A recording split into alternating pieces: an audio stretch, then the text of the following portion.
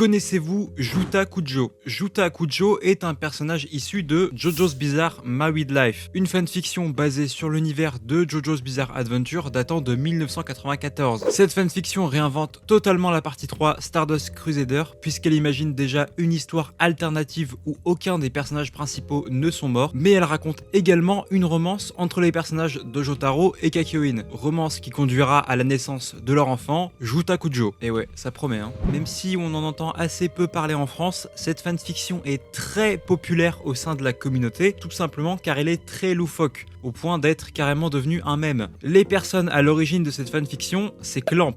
Clamp, c'est un collectif de mangaka 100% féminin créé à la fin des années 80. C'est elles qui sont par exemple derrière des mangas tels que Sakura chasseuse de cartes ou encore Tokyo Babylon. Mais ce sont également elles qui ont réalisé les chara-design de l'anime Code Geass que vous connaissez très sûrement. Mais Clamp, c'est aussi des fanfictions comme celle dont je vous ai parlé, JoJo's Bizarre Married Life. Vu que cette fanfic n'a aucune traduction française, je me suis dit que ce serait bien de vous la raconter brièvement parce qu'elle est très particulière et parce que comme je le disais, c'est quand même un sacré mème dont on n'a pas assez parlé en France, je trouve. Allez, c'est parti, préparez-vous à être, disons, mystifié.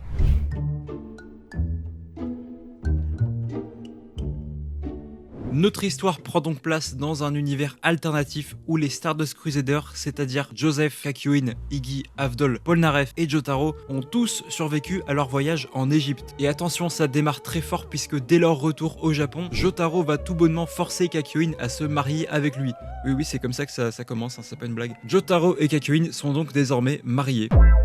Un matin, Dio débarque à la maison des Kujo pour voler la bouffe que Kakyoin a préparée pour les Crusaders. Oui, j'ai bien dit Dio parce que non seulement Dio, il est pas mort, mais en plus, c'est le voisin des Kujo.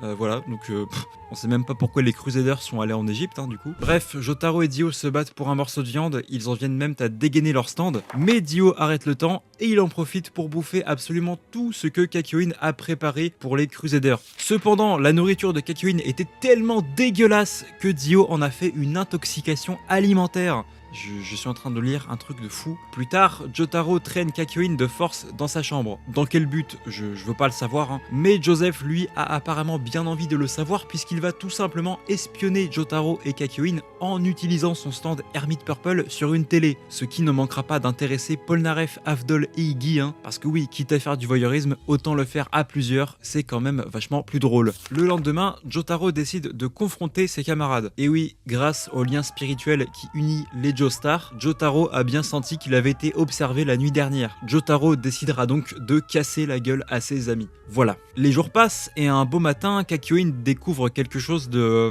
comment dire ? Visuellement étonnant. Attention mesdames et messieurs, je ne pensais pas avoir à dire ça un jour sur ma chaîne, mais durant la nuit, Kakyoin a pondu un œuf. Oui, un œuf. Étonnant, non? Et un œuf de cette taille, Je veux pas savoir par où il l'a pondu, mais il a dû le sentir bien passé. Les Crusaders sont absolument stupéfaits suite à cet événement, particulièrement Polnareff, qui nous délivrera cette phrase devenue absolument culte. Kakyoin, c'est toi qui as pondu cet œuf? Joseph ne manquera pas de féliciter Kakyoin, mais ils seront très vite interrompus, car l'œuf, lui, a commencé à éclore. Un bébé sort alors de l'œuf, bébé qui arbore sur son épaule la fameuse tache de naissance en forme d'étoile des Joestar. Donc oui, comme je l'ai dit en début de vidéo, ce bébé, c'est celui de Kakyoin et de Jotaro.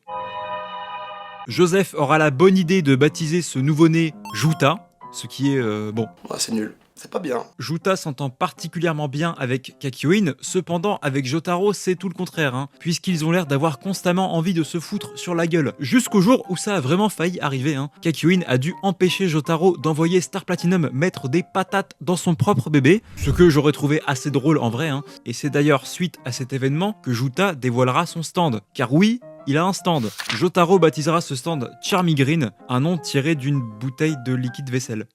Franchement, j'en arrive à un point où je suis même plus étonné en fait. Niveau apparence, Charmy Green ressemble énormément à Star Platinum, sauf qu'il a l'air de porter une sorte de short. ou de couche culotte, enfin bref. Et en ce qui concerne ses pouvoirs, eh bien Charmy Green a la particularité de combiner les pouvoirs de Star Platinum et de Hierophant Green, ce qui en vrai en fait un sacré stand de malade, hein, on va pas se le cacher. Donc je le mets dans extrêmement utile. Voilà, comme ça vous avez eu votre dose de tier list pour les 6 prochains mois. J'espère que vous êtes contents. En 1999, les événements de la partie 4 Diamond is Unbreakable prennent place. Juta a donc pas mal grandi et il est maintenant âgé de 16 ans. Quoi ?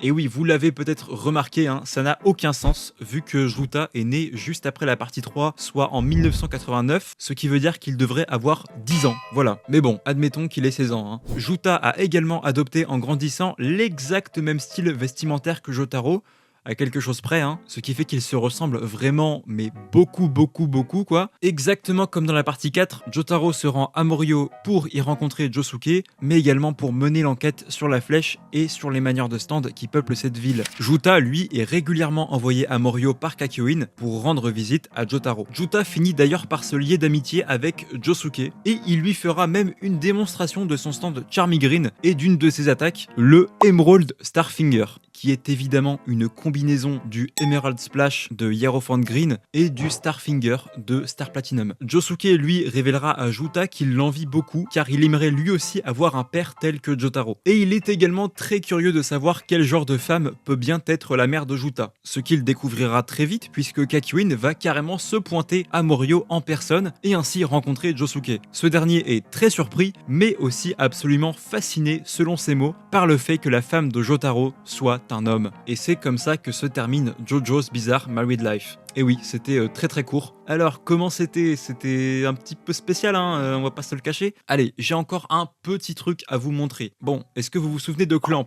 Toujours en 1994, à peine quelques mois après la sortie de la fanfiction, le studio Madhouse adapte différents personnages issus des œuvres de Clamp en animation à travers des clips musicaux. Et devinez quoi ?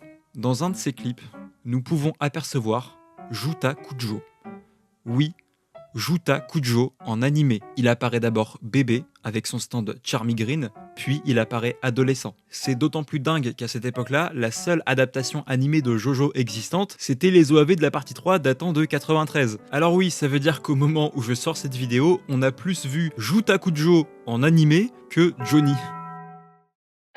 C'est la fin de cette vidéo, merci beaucoup de l'avoir regardée. Je sais que c'était assez court, j'ai tenté de faire un truc un peu différent de d'habitude. Je sais pas si ça vous a plu. Si je vois que c'est le cas, peut-être que je referai des vidéos dans ce style. Bon, pas forcément sur des fanfictions, hein. Je pense plutôt à des spin-offs ou des light novels. Enfin bref, voilà. Si vous voulez me soutenir, vous pouvez le faire en vous abonnant, en likant la vidéo et pourquoi pas en mettant un petit commentaire. J'espère vous revoir très bientôt et d'ici là, prenez bien soin de vous.